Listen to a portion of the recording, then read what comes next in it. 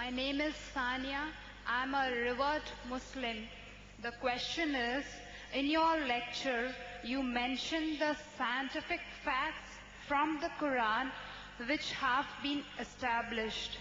Can you mention a few Quranic verses which science has not confirmed?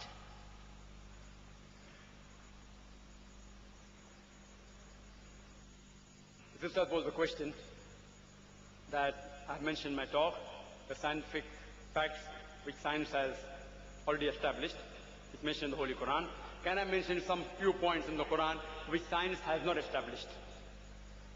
For example, the Quran says in Surah Shura, chapter 42, verse number 29, it says, "It is Allah who has created the heavens and the earth and put creatures, living creatures throughout them."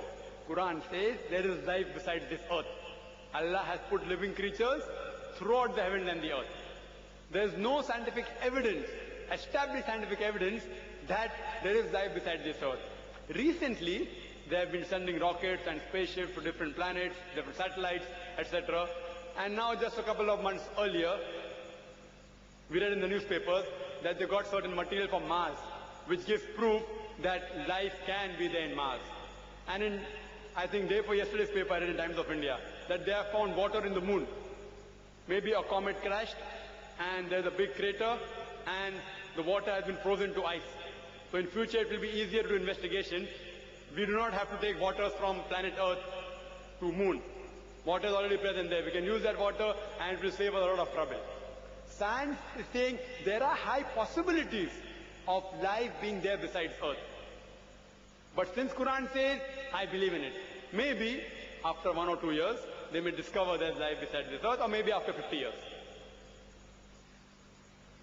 Today, scientists, they have given various views. How will our Earth end? Some scientists have given a description that the mountains will fall down. Some scientists say the mountains and rock will become smooth when the Earth is destroyed. Some people say the ocean will swell up. Some people say the universe will go in a black hole. Several. Quran too gives a description about the Day of Judgment. How will our creation end? Many of them match with the theories of science. Theories, not established facts. For example, the Quran says in Surah Ahqaf, chapter 46, verse number 3, "It is Allah who has created the heavens and the earth for a limited period of time. And Allah will surely give you indication that this creation will be destroyed." And gives various signs in the Quran. For example, if you read Surah Qiyamah, chapter 75, verse number 8 and 9, it says that the moon will be buried in darkness. The sun and the moon will join together before our world ends. If you read Surah Takwir, chapter 81, verse number 1, 2, 3, and verse number 6, it says that the sun will be folded up. The stars will fall down. The ocean will swell up. The mountain will fall down in utter ruin. Quran says in Surah Infitar, chapter 82, verse number 1, 2, and 3, it says the sky will be cleft asunder. The star will be scattered. The mountains will fall down. Various signs how will the earth end is given. These are scientific points mentioned in the Quran which science hasn't established yet. For example, the Holy Quran also says in Surah Anbiya, chapter 21, verse number 104, that as we created this creation, we will roll up the heavens like a scroll is rolled up. And as we created the early creation, we shall create a new creation. So Quran says there is one more new creation that's going to be created after the world is destroyed. Science doesn't know about that. Quran says the first man on the earth was Adam alayhi salam. Science hasn't discovered that yet. Quran speaks about soul. Science hasn't established that human beings have got soul.